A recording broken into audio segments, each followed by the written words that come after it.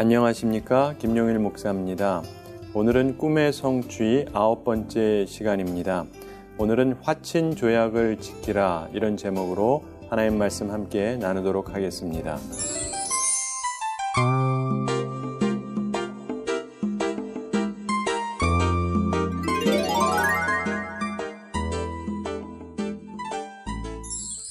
어느 한 마을에 바보가 살았는데요. 이 바보가 보물을 발견했습니다. 그리고는 그 보물을 잘 간직해 두고 싶어서 뒷산에다가 그 보물을 파묻었습니다. 그리고는 그 파묻고는 거기에다가 아무도 가져가지 못하게 하려고 자기가 거기에다가 편말을 하나 썼습니다. 그리고 거기에다가 이런 글을 썼어요. 여기에 보물 없음. 이렇게 썼습니다. 자, 그런데 그 마을에 있는 삼룡이라고 하는 사람이 지나다가 보니까 여기 보물 없음 이렇게 써져 있는 거예요. 그래서 이상해서 한번 그 땅을 파봤습니다. 파봤더니 거기 보물이 있는 거예요. 그래서 이 삼룡이라는 사람이 이 보물을 자기가 파서 가지고 가면서 다시 닫아놓고 거기에다 편말을 하나 썼습니다. 삼룡이가 가져가지 않았음 이렇게 썼습니다. 그런데 나중에 그 바보가 와서 보니까 이상한 편말이 써져 있고 밑을 파보니까 보물이 없습니다. 이 바보가 자기 마을에 내려오면서 큰 소리로 화를 내면서 사람들한테 얘기했다 그러죠. 삼룡이만 빼놓고 다 나와! 이랬답니다. 바보니까 그러는 거죠. 지금 누구한테 속았는지도 모르고 바보답게 그렇게 하는 것이었습니다. 자, 우리는 사회적인 존재입니다. 그래서 더불어서 함께 살아가죠. 그런데 우리가 더불어서 함께 살기 때문에 신뢰라고 하는 것이 굉장히 중요한 것입니다. 그래서 사람에게는 특이한 문화가 있죠. 약속이라고 하는 문화가 있습니다. 그래서 다른 사람하고 미래 일에 대해서 어떻게 할 것인가 이거를 정해두는 것을 우리가 약속이라고 하는 것이죠. 그런데 사람 중에도 보면 이 약속을 아주 중하게 여기는 사람이 있고 또 약속을 가볍게 여기는 사람도 있습니다. 그래서 약속을 잘 지키는 사람도 있고 또 약속을 깨는 사람도 있죠. 근데 바로 그것이 그 사람에 대한 신뢰도 그리고 인격을 가늠하는 요소가 되는 것입니다. 이것이 잘 지켜지는 사회를 우리가 흔히 신뢰 사회라고 말합니다. 여러분, 미국 같은 경우는 신용사회 문화가 잘 형성되어 있는 편입니다. 그래서 개인이 개인 수표도 발행을 합니다. 그래서 그게 돈 역할도 해줍니다. 제가 미국에 있을 때 저도 제 개인 수표로 발행을 했습니다. 그러면 다 받아줍니다. 왜냐하면 신뢰하기 때문에 그러는 것이죠. 그런데 아직 한국 사회는 그 정도의 문화는 형성되어 있지 않습니다. 믿을 만한 신뢰감이 그 정도까지는 형성되어 있지 않다는 뜻이죠. 자기 약속에 대해서 책임을 한 사람 한 사람이 지지 않으면요, 신용사회 형성이 어렵습니다. 자, 사회적인 신뢰감을 쌓는 것도 중요한데 더 크게는 민족과 민족 혹은 나라와 나라 사이에 신뢰감을 쌓는 것, 이것도 굉장히 중요한 것입니다. 나라와 나라 사이의 약속은 우리가 흔히 조약이라고 말하죠. 그래서 조약이라고 하는 것은 조목을 세워서 약정한 언약을 말합니다. 근데 화친 조약이다 그러면은 화친하기 위해서 맺은 조약을 말하죠. 그래서 화친한다, 이것은 다툼 없이 지내자 이런 뜻입니다. 그래서 화친 조약은 서로 전쟁 없이 평화롭게 지내자 이렇게 약속하는 것을 화친 조약이라고 하는 것입니다. 따라서 이런 약속은 서로 지켜야 되는 것이죠. 믿을 만한 나라, 신뢰할 만한 나라라고 여겨지기 원한다면 물론 이것은 지켜져야 될 것입니다. 자, 그런데 오늘 말씀은요, 바로 그런 화친 조약에 관한 말씀입니다. 오늘 우리는 꿈의 성취 9번째 시간으로 꿈의 성취를 위해서 화친 조약을 지키라, 이런 제목으로 말씀을 나눕니다. 여러분, 화친 조약을 맺었다고 한다면 지켜야 한다, 그렇게 우리는 흔히 생각을 하기는 합니다. 그런데 오늘 본문 상황을 보면 그렇게 단순하게 말할 수 있는 상황이 아닙니다. 따라서 이 말씀을 통해서 우리가 개인적인 약속 혹은 나라 사이의 조약에 대해서 조금 더 깊이 있게 생각하는 시간이 되기를 바랍니다. 오늘 본문의 상황을 보면 아주 특이합니다. 그 상황을 먼저 살펴보겠습니다. 약속 혹은 조약이라고 하는 것은 상호 간의 신뢰를 근거로 진실하게 맺어져야 됩니다. 그게 기초죠. 그런데 본문에 나오는 화친 조약은 진실을 근거로 맺어진 게 아니었습니다. 한쪽 이 기브온 사람들이 이스라엘 사람들을 속여서 조약을 맺은 것이었습니다. 오늘 본문 9절부터 13절에 있는 내용을 보면 기브온 사람들이 자신들에 대해서 거짓 정보로 말을 합니다. 그러면서 화친 조약을 맺자고 했습니다. 15절에 보면 여호수아가 곧 그들과 화친하여 그들을 살리리라는 조약을 맺고 회중 족장들이 그들에게 맹세하였더라 이렇게 말씀합니다. 화친 조약을 맺었는데 속아서 맺은 것입니다. 따라서 이것은 분명히 문제가 있습니다. 그런데 이 사건을 통해서 우리가 기억해야 될 일이 있습니다. 나라의 조약도 그렇고 우리가 개인적으로 약속을 할 때도 이런 일을 당할 수 있다는 것입니다. 오늘 말씀이 우리에게 주는 첫 교훈이 바로 그겁니다. 속을 수 있다. 이것입니다. 우리는 첫째로 속을 수 있다. 이 사실을 기억해야 됩니다. 이것이 오늘 말씀이 주는 첫 교훈입니다. 나라가 나라를 혹은 민족이 민족을 속일 수 있습니다. 따라서 개인인 나를 혹은 여러분을 속일 수 있어요. 세상은 항상 아름답지만은 않습니다.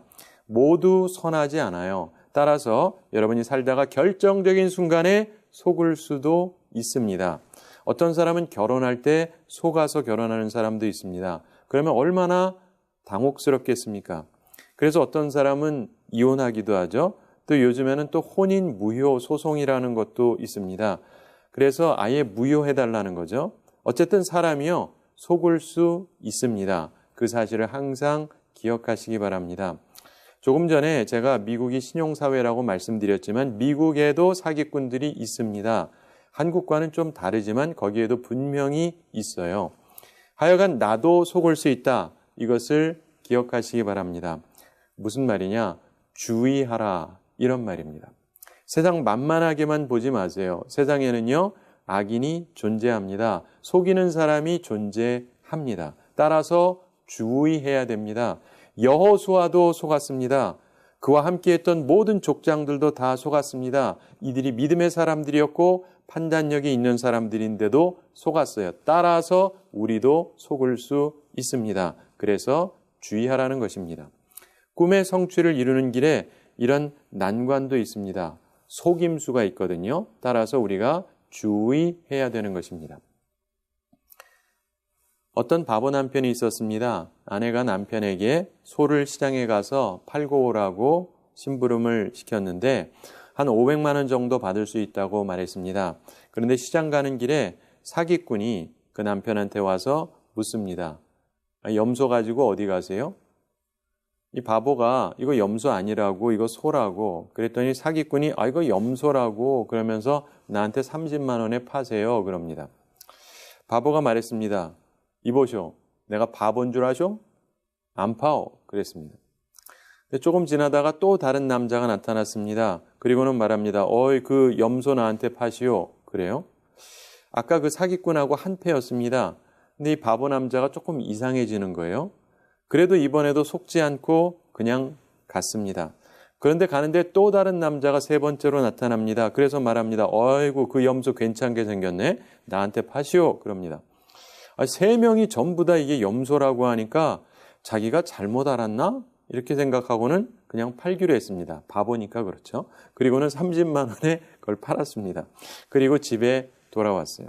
그래서 아내한테 엄청 혼이 났습니다. 이게 동화 얘기인데 나중에 이제 반전의 이야기가 있지만 어쨌든 여기까지만 그냥 얘기하겠습니다. 한마디로 속았다 이 말입니다. 여러분, 속임수에 주의하셔야 됩니다. 그런데 왜 속았는지 성경은 뭐라고 말씀하시나요? 실수의 핵심이 무엇이냐? 14절에 답이 있습니다.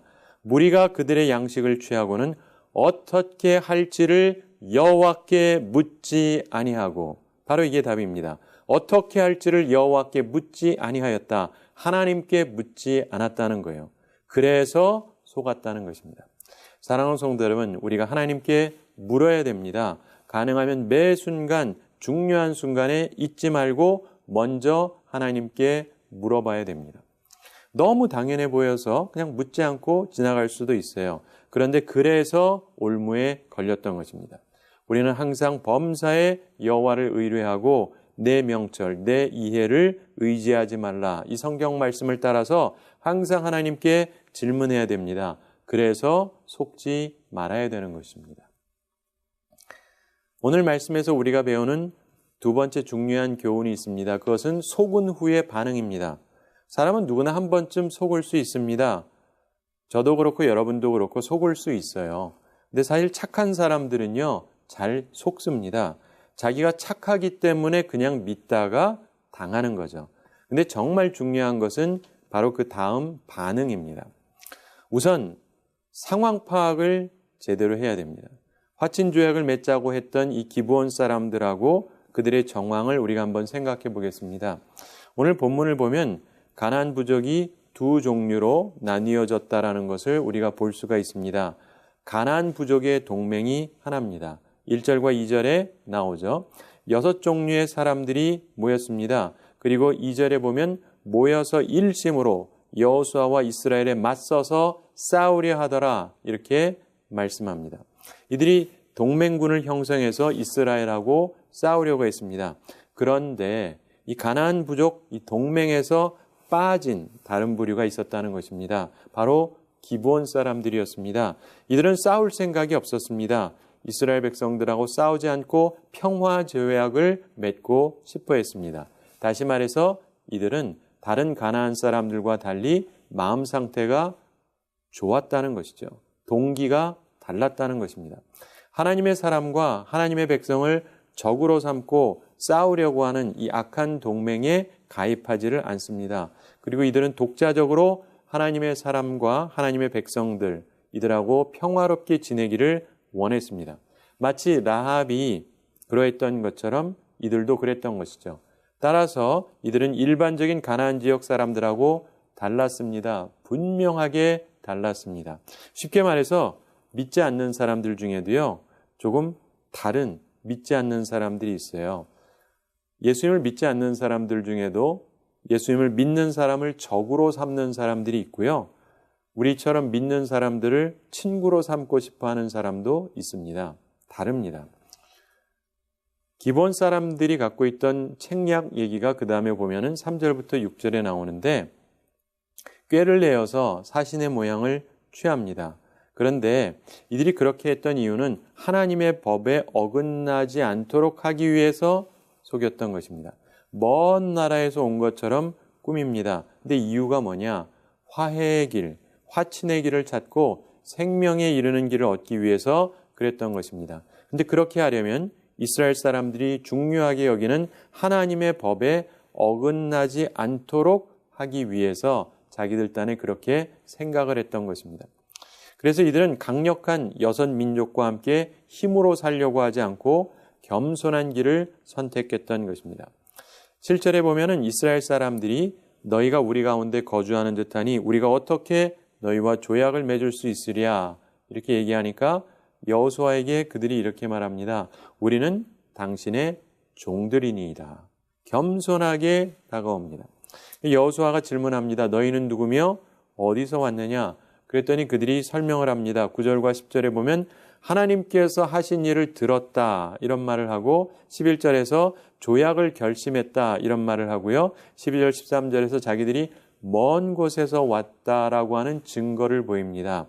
사실 전부 다 거짓말은 아닙니다. 먼 곳에서 왔다는 사실만 빼고는 사실이죠. 여호와 하나님께서 애굽에서 행하신 일, 요단 동편에서 행하신 일 들은 것 이것은 사실입니다. 그리고 조약을 맺으려고 했다는 것도 사실이고요. 단지 그들이 가지고 있는 신분이 문제이기 때문에 그것을 속인 것입니다.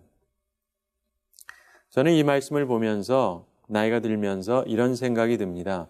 조금 조심스러운 말이지만 하나님께서 어떤 것은 그냥 두시는 게 있어요.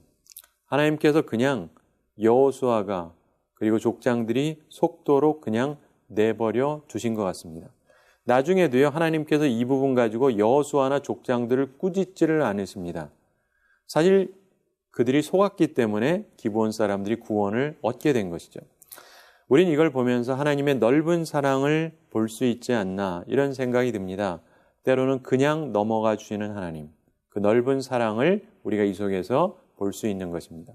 저는 이분을 보면서 참 하나님께서 멋있는 분이다 이런 생각이 듭니다. 그리고 여호수아도 굉장히 멋있게 보이는데요. 15절을 보시면 여호수아가 곧 그들과 화친하여 그들을 살리리라는 조약을 맺고 회중 족장들이 그들에게 맹세하였더라. 그러면서 16절을 보시면 그들과 조약을 맺은 후 사흘이 지나서야 그들이 이웃에서 자기들 중에 거주하는 자들이라 함을 들으니라. 이렇게 말씀합니다. 자, 진실이 드러납니다. 속였다는 것이 발각이 됩니다. 3일 지나서 결국 이 조약을 맺은 것이 실수였다는 것을 여호수아가 깨닫게 됩니다. 결국 이 일로 인해서 18절 후반을 보면 회중이 다 족장들을 원망하니 이런 말씀이 나와요. 원망이 생겼습니다. 왜냐하면 손해를 보게 되었기 때문입니다. 근데 우리는 이 부분을 잘 볼 필요가 있습니다. 잘 생각해 봐야 됩니다. 여러분 조약을 맺었어요. 그런데 백성들이 불만스러워합니다. 근데 사실 속아서 또 맺은 거예요.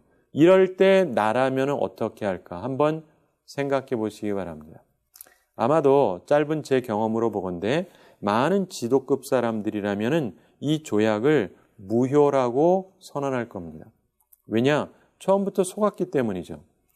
거짓에 근거한 약속이니까 아마 그렇게 할 겁니다. 또한 파기하는 게 여러모로 유리합니다. 또한 합리적이기도 하고요.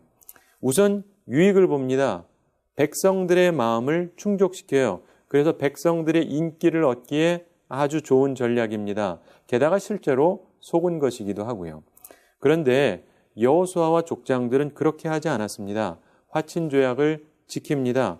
왜 그렇습니까? 19절과 20절에 그 이유가 나오는데 19절에 보면은 모든 족장이 온 회중에게 이르되 우리가 이스라엘의 하나님 여호와로 그들에게 맹세하였은즉 이제 그들을 건드리지 못하리라 이렇게 말씀합니다. 여호와 하나님으로 맹세했기 때문에 지키겠다는 겁니다. 20절 초반에도 보면 우리가 그들에게 맹세한 맹약으로 말미암아 진노가 우리에게 임할까 하노니 이들이 가장 중시했던 생각이 뭡니까? 자기도 아니고 백성도 아니고 하나님이에요. 하나님. 그리고 하나님의 진노를 두렵게 생각했습니다. 사실 이들은 아이성의 경험도 있었죠. 그리고 최근 에발산에서 저주의 약속도 했습니다. 이들은 속임수에 의해서 이루어진 계약도 파기할 수 없다고 생각했습니다. 하나님의 이름으로 했다면. 우리는 이걸 보면서 도전을 받습니다. 만약에 이렇게 속임수에 의한 약속도 파기하지 말아야 된다라고 한다면 말 그대로 정직하고 공정하게 이루어진 계약이라고 한다면 우리가 책임을 회피할 수 있겠는가 하는 것입니다. 결코 그럴 수 없는 것이죠. 사랑하는 성도 여러분, 우리는 이 말씀을 보면서 약속을 지키는 사람들이 되기를 바랍니다. 서원한 것은 내게 해로워도 지키는 사람, 이런 사람을 하나님께서 기뻐하세요. 물론 내 생각도 중요하고 다른 사람들, 백성들의 생각도 중요하지만 가장 중요한 것은 하나님의 뜻이 무엇인가 여기에 집중할 수 있는 우리들이 되기를 바랍니다. 22절부터 27절에 보면은 여호수아와 기브온 사람들의 이야기가 나오는데요. 여호수아가 그들을 책망합니다. 그리고 판결을 합니다.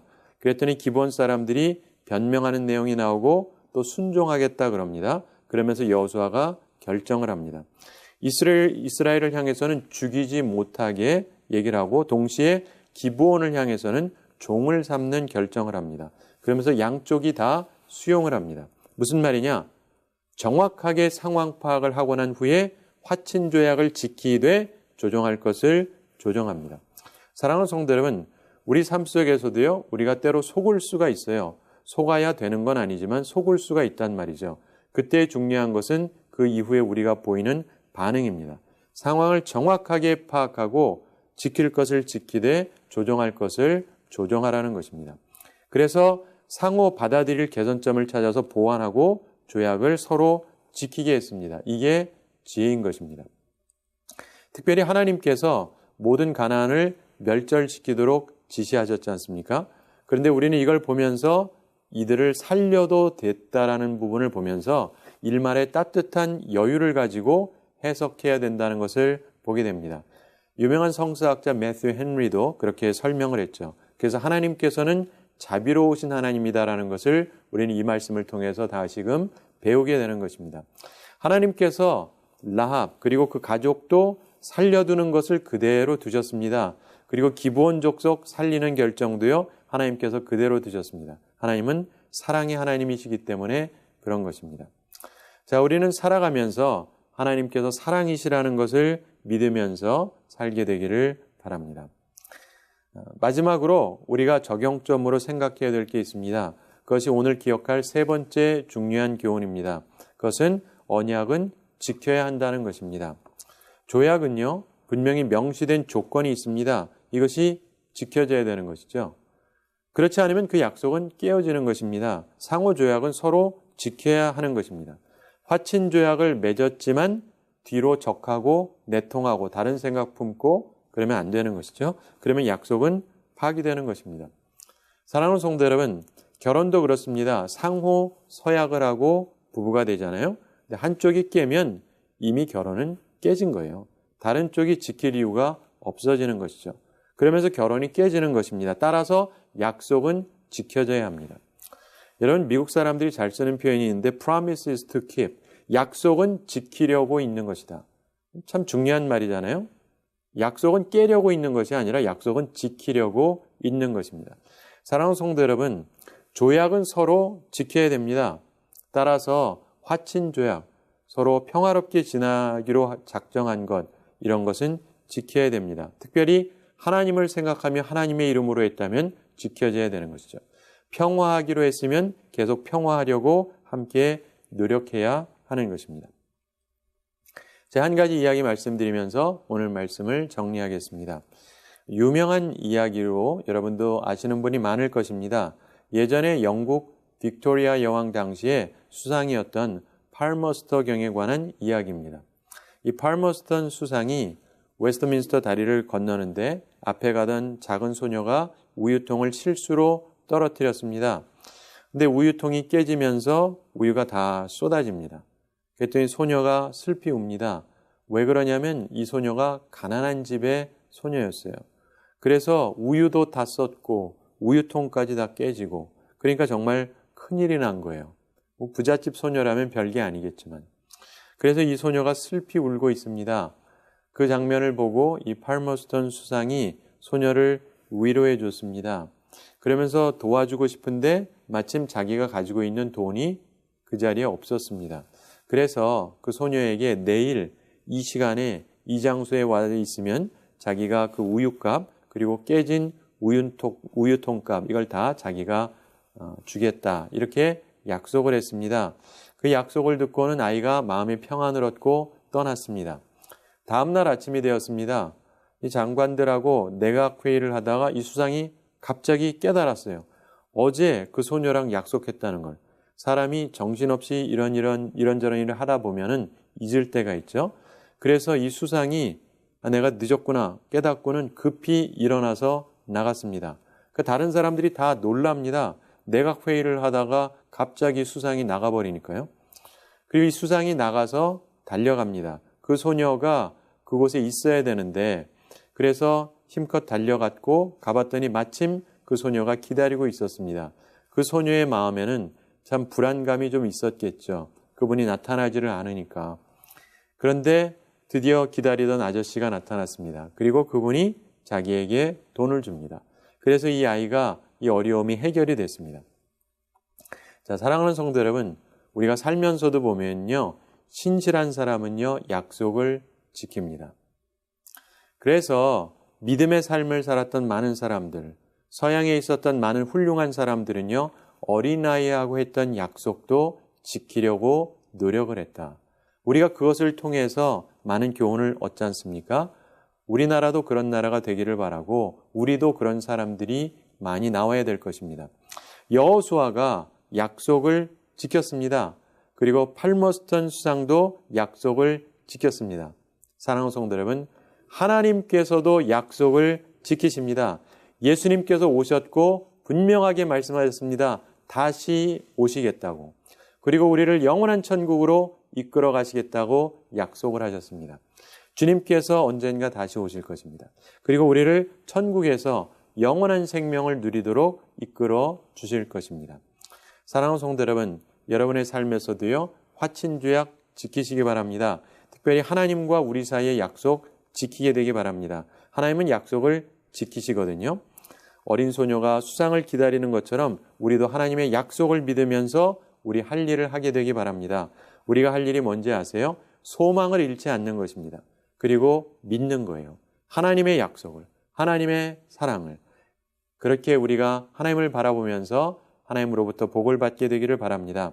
사랑하는 성도 여러분, 또한 이 세상에서도요, 나의 적과 모든 적과 그래야 되는 것은 아니지만 적어도 기본 사람처럼 나와 진정으로 화친조약을 맺고자 하는 사람이라고 한다면 화친조약을 지키시기 바랍니다. 그러면서 우리의 꿈의 성취가 이루어질 것입니다. 바라기는 하나님의 섭리 가운데 우리들이 새로운 사람을 만나고 새로운 관계를 만들면서 꿈을 성취하는 우리 모두가 되기를 우리 주님의 이름으로 축원합니다. 우리 한 주 동안 지내면서도 꿈의 성취를 위해서 화친조약을 지키면서 아름다운 삶을 살아가는 우리 모두가 되기를 바랍니다. 감사합니다.